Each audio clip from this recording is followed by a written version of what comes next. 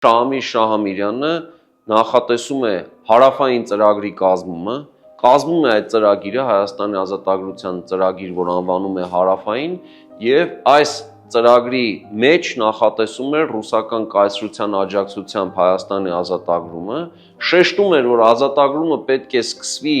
հայերի մասնակցությամբ, հայերի ապստամբությամբ եւ պետք է մեծ աջակցություն լիներ Վրաց թագավոր Հերակլ II-ի կողմից, Քարթլի Կախեթի թագավորության այս ղեկավարից կամ պայմանական ասած արևելյան Վրաստանի թագավորի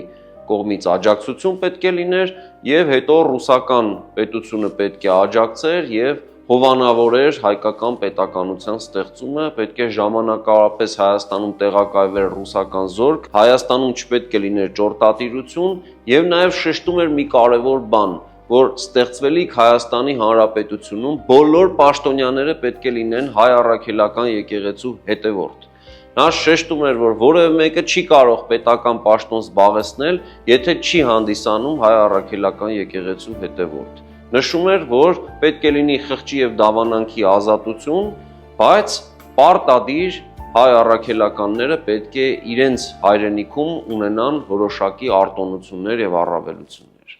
Նախագծի գլխավոր գործընկերն է Converse բանկը, ֆինանսական աշխարհի ձեր հուսալի գործընկերը։